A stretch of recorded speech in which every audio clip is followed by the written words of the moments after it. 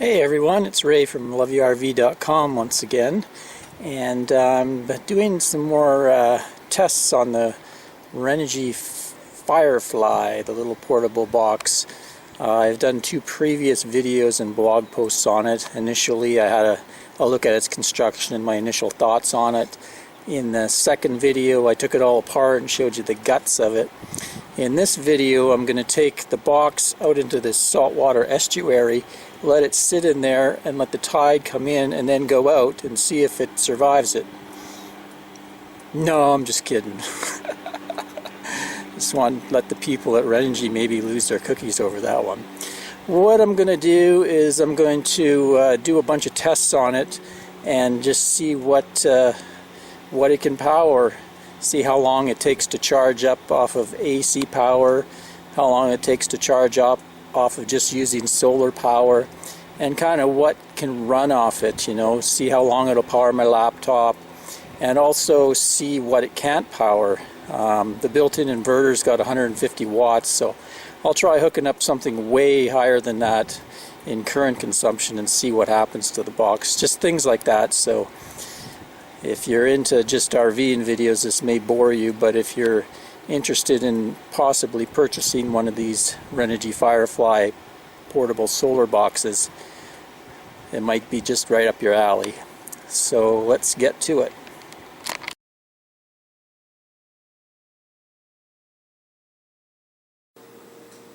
In this test I'm going to see how long the Firefly can run my laptop. I have a 17-inch laptop, and it's time to produce my monthly newsletter.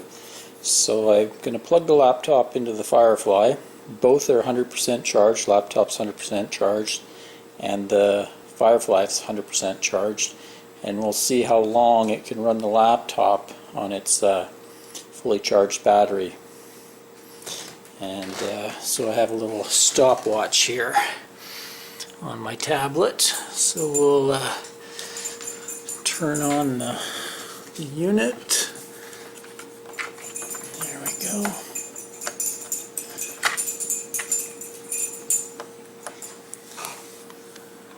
There we go. Okay. And we'll start.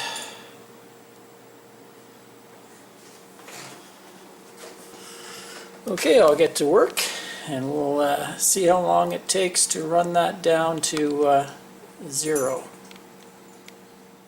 Okay, here we go. We've gone 9 hours and 43 minutes and it's just about dead. One interesting thing I noticed though, as it got down to around 5%, the side light started flashing. And it seems to be flashing faster and faster as it runs out of juice. That's kind of neat. It alerts you that you didn't even know about that feature. Okay. 1%. 9:43. So 9 hours and 43 minutes, almost 10 hours. And that's with my laptop plugged in, and I've been using it most of the time. I haven't let it go to sleep. I've turned off all the sleep functions. So that's a 17-inch Toshiba. It draws, I think it's rated for 45 watts. So that's not too bad. And there we go. Out of juice at 9 hours 44 minutes. So now what I'm going to do is plug in the box and see how long it takes to recharge through AC power. I'm not going to do any solar stuff yet. See how long it takes to come back to a full 100% charge.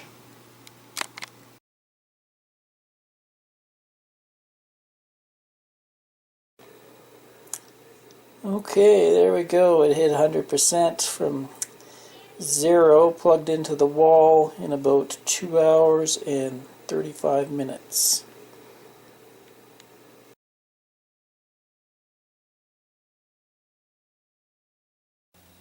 For the next test, I'm going to put on a pretty heavy load onto it. I'm going to try see if it'll power my 32-inch LCD TV. The LCD TV draws, I think, the maximum 110 watts, so it's a pretty hefty load. So we'll see how the box does.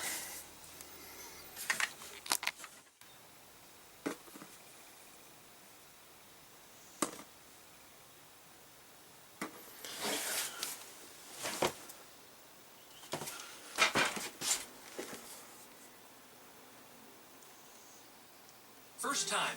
They've also ranked us highest in the nation in mortgage servicing. If you're not familiar with HARP, it's okay, a US let's watch some TV. There we go.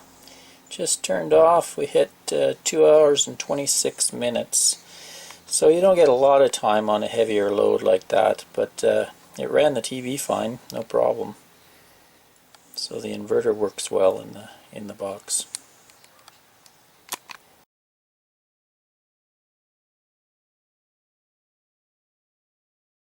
Now I'll test the solar panels. I've run the Renogy Firefly down to 0 on the meter there. So now I'm going to open up the panels and see how long it takes for it to charge. Okay, so that's just laid out flat in the sun, and it's early July now, so the sun's quite high. And I'll let it run there for, let's say, 4 hours, and we'll see how much charge it brings back. You can see it's starting off at 0. Okay, well, I gave it about 3 hours out there in the high noon type sun here in July, and I've brought it in and just let it rest for about a half an hour, let everything equalize, and we'll see what we got for charge. So it's now 47% charged, and that's from starting at absolute 0. So that's not too bad. So around 6-7 hours would probably give it a full charge just by letting it lie open out there in the sun. I did notice it got quite hot. Of course, it's black. I measured the case temperature at about 135 degrees Fahrenheit. And I did note that the internal fan had come on and was running, so I don't know, I guess it's designed to be out there in the sun, but it seemed to get quite hot for me. And I think that does reduce the solar panel efficiency when they get that hot, so probably would do a little better in cooler weather. If you're wondering about the actual size of the thing, sometimes it's hard to get a scale of things online. That's a basic standard 17-inch laptop, so it's roughly that big, a little bit thicker. That'd be your standard 13-inch beagle right there, and there's a jug of milk. So between those 4 things, you maybe get a good idea how big the Renogy Firefly is. Right, Beagle? Yeah, shut up.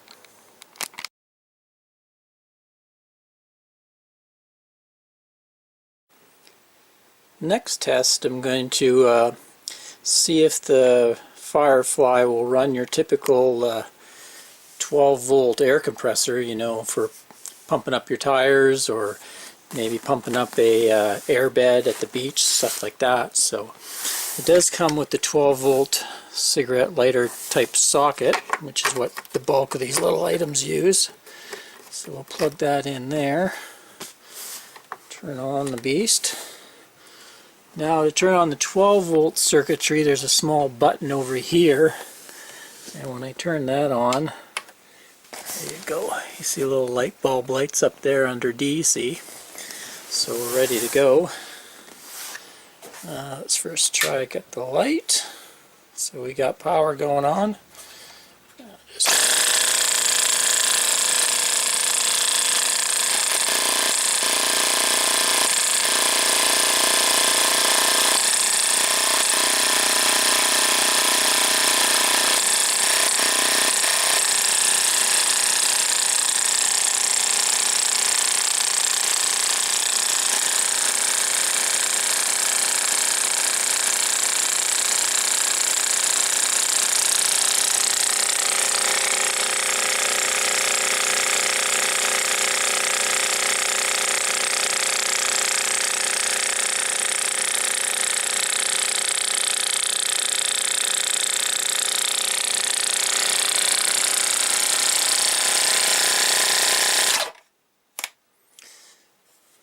So it ran it no problem. So that's a good thing, because this would be really handy. Take down to the beach, pump up your air mattresses or your pool toys, beach balls, or with a RV or the truck, it'd be nice to be able to just take it out conveniently and plug this in if I needed to pump up my tires a bit. I did notice that that thing dropped quite quickly to about 27%, and then it kind of stalled. Now you can see it's drifting back up, so I don't know how accurate this gauge is. It seems to bounce around a bit. So let's see, next test I'm going to hook up my little shop vac here and see what happens when we overload the inverter in this puppy, because I know that this thing only can handle about 150 watts on its AC inverter, so the shop vac's got to be about a 600 watt thing. So be curious to see what happens when you put on too high of a load on it.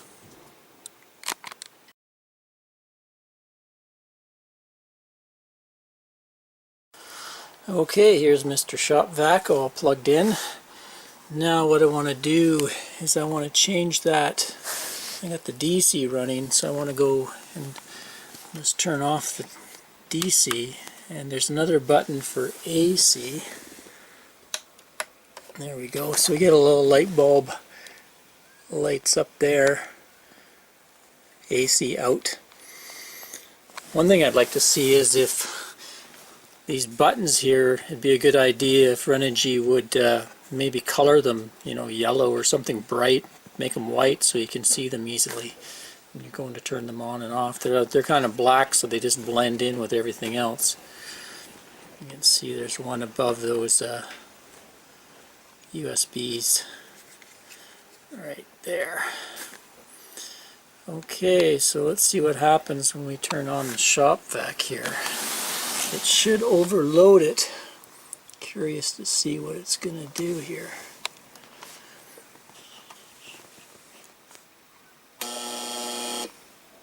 Oh yeah, so it just oh, isn't that cute? We got a little sad face there on the light bulb. Error, AC out, error, flashing. So you could hear the shop vac motor kind of hummed for a second, and that was it. So not something I really advise doing. I don't want to ruin your stuff, but at least I know. So now I don't know what we do to clear that error. Let's try turning this off. Probably have to shut her right down. Shut it off for 5 seconds and then try rebooting it. Oh, there we go. So that seems to have cleared the error. So that's what it does if you overload it. Okay, now we know.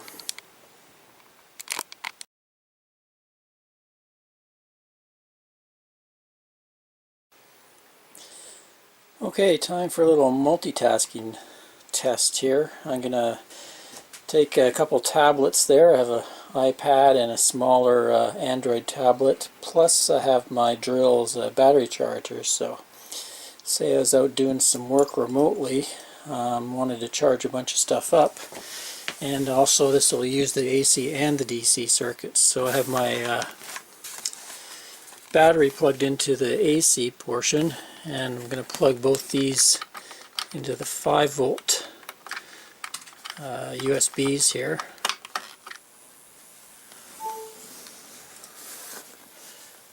Okay, there we go. iPad is charging.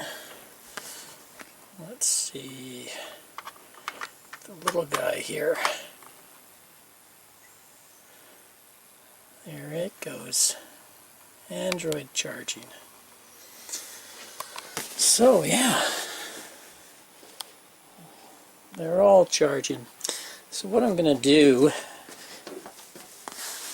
is I'm going to take it outside and put it into the full sun and see if the Firefly can charge both those tablets and that drill battery without losing percentage just through the solar. It'll be an interesting to test to see what happens.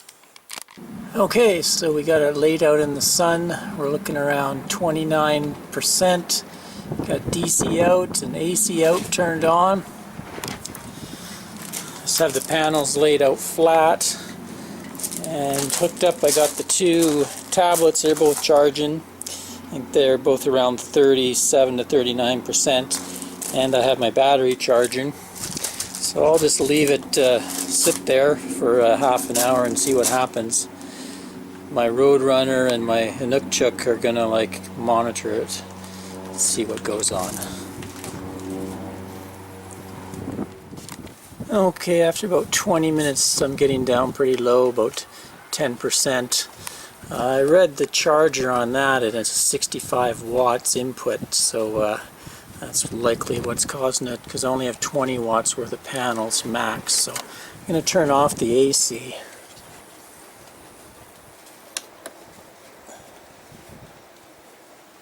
Okay, so we just have DC out. You can see it's climbing right back up again now that I've turned that charger off. So it can easily do the two tablets. I'll just let them go for another 20 minutes and see how much charge it puts back in. Okay, I'm back another 20 minutes in the sun there, and I'm up to 34%, so I'm actually charging the box while at the same time charging those two tablets. So that tells me if you got small current items like tablets or phones, things like that, it's going to perform very well out in the sun. You're actually going to be able to charge the box up at the same time you're charging your devices. But anything that's going to be above about, the panels are max 20 watts, so anything above that's going to start sucking down the battery. It's not going to be great for construction if you're going to think it's going to charge up your batteries and stuff like that while you're out on the job. You might get a little bit, but it's not going to work out that well in that situation.